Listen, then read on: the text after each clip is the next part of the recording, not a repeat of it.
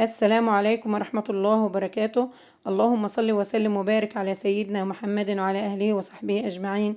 حبيبي يا رسول الله، كل سنة وانتم طيبين يا جماعة. النهاردة أعمل معاكم الجلاش باللحمة المفرومة بطريقة جميلة، مورق وريحته روعة، وبيستخدم في العزومات. أتمنى أن الطريقة دي تعجبكم، واللي يعجبه الفيديو يا حبايبي ما ينسانيش بلايك وشير واشتراك في القناة. أول حاجة هنبدأ إن احنا نعملها، هنجيب صينية معانا نحط فيها فنجان من الزيت ويسخن معانا، ونبدأ ننزل بنص كيلو من اللحمة المفرومة عشان نديها صدمة كده.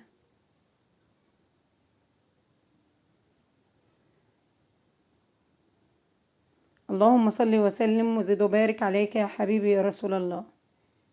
منورين ومشرفين يا حبايب قلبي.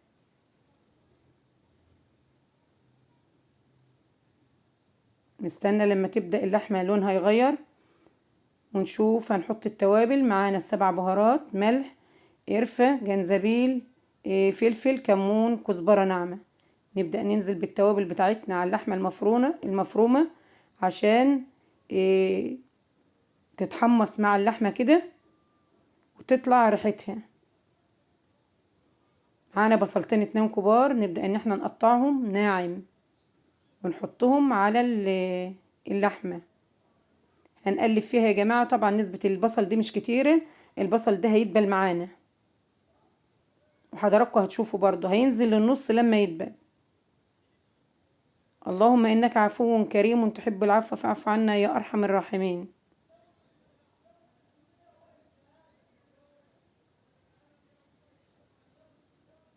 فصين 2 توم كده يا جماعة، ننزل بهم برضو نشوح بيهم اللحمة مع البصلة كده لحد ما نحس ان ريحة التوم طلع معانا. ايدنا فيها بنقلب فيها باستمرار من وقت للتاني كده يا جماعة. بغطي، كنت غطيت عليه وكان عدى 5 دقايق، رجعت ان انا اقلبه. شوفوا يا جماعة نسبة البصل دبلت معانا ونزلت معانا. قرنين 2 فلفل اخضر بارد، وده حسب الرغبة يا جماعة. اللي عايز يحط شطة حامية مع الفلفل الاخضر يحط براحته، دي شيء اختياري. نقلب فيه برضو من وقت للتاني. معانا طماطمايه واحدة بس بالعدد، ما نكترش طماطم، نبشرها على المبشرة وننزل بيها. احنا عايزينها تبقى ريحة بس في العصاج. طبعا الفلفل الاخضر والطماطم والحاجات ديت بتدي تست عالي للمفروم بتاعنا، وبتخليه للعصاج بتاعنا وتخلي ريحته جميلة. من وقت للتاني بغطي اهو يا جماعة وارجع اقلب فيه. لا حول ولا قوة الا بالله العلي العظيم. بوريكم يا جماعة ان العصاج استوى معانا اهو، بسم الله ما شاء الله. كده في الوقت ده هنطفي عليه ونسيبه ونشوف هنعمل ايه. معانا لفتين 2 من الجلاش، وزن كيلو يا جماعة. معانا الصينية بتاعتنا دهناها دهنة سمنة. نبدأ ناخد كل ورقتين ونفرد في الصينية. كل ما نفرد كل ما ندي دهنة من السمنة علشان الجلاش بتاعنا يبقى مورق ويبقى جميل. برضو ورقتين بنكرر العملية لحد ما نخلص اللفة اللي هي نص كيلو. اللهم استرنا فوق الأرض وتحت الأرض وما العرض عليك يا أرحم الراحمين.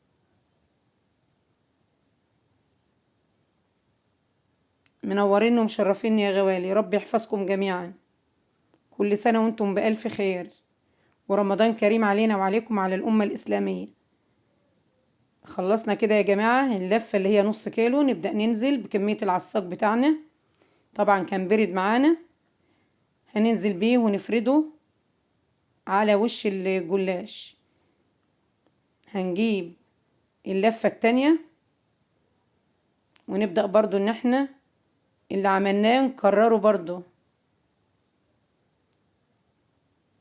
يا كريم يا حليم يا عظيم يا رحمن الدنيا والآخرة ورحيمهما، ارحمنا برحمتك الواسعة يا الله.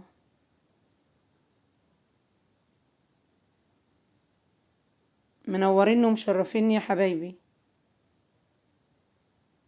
بناخد برضو الورقتين اهو ونفرد.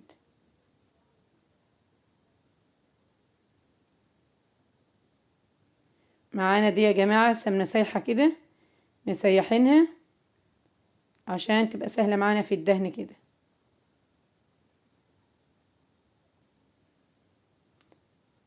خلصنا يا جماعة اللفة التانية اهيت. نبدأ ان احنا نشيل الطروف يا جماعة ونتني الطرف لتحت، طبعا عشان العصاج ما ينزلش برضو منها، ويبقى ايه الشكل متناسق بتاع الصينية بتاعتنا، في شكل متناسق كده.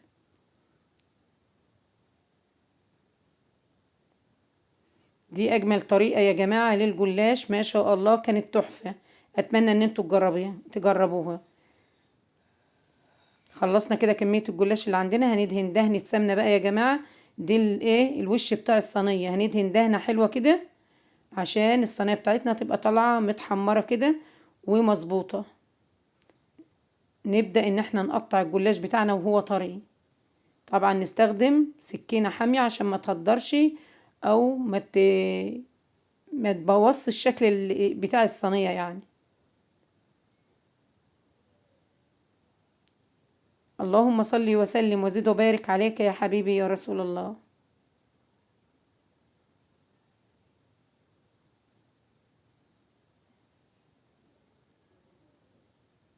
منوريني ومشرفيني.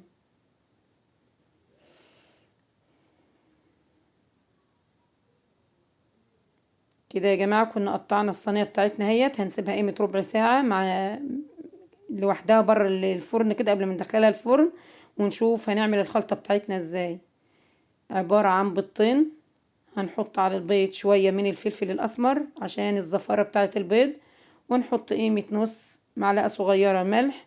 نبدأ نقلب البيض كده.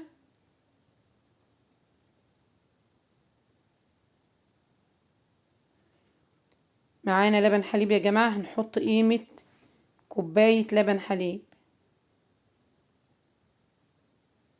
نقلب اللبن بالبيض برضو كده. الخلطة دي يا جماعة رهيبة، بتخلي الجلاش بتاعنا في حتة تانية خالص.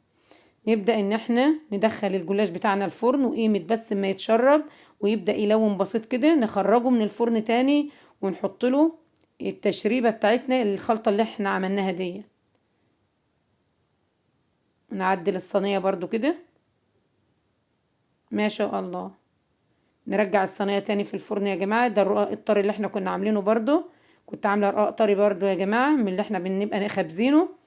كنت دخلته الفرن برضو اتشمع وطلعته زي الجلاش بالظبط. حطيت له برضو شوية من الخلطة اللي احنا عملناها، ردناهم في الفرن تاني. ولما استووا بسم الله ما شاء الله، شوف الوش يا جماعة حاجة تحفة. اتمنى ان الطريقة دي تعجبكم. شوفوا يا جماعة بسم الله ما شاء الله، مورق وتحفة والريحة جميلة. اتمنى ان الفيديو يعجبكم. اللي يعجبه الفيديو ما ينسانيش بلايك وشير واشتراك في القناة. استودعكم الله الذي لا تضيع ودائعه، والسلام عليكم ورحمة الله وبركاته.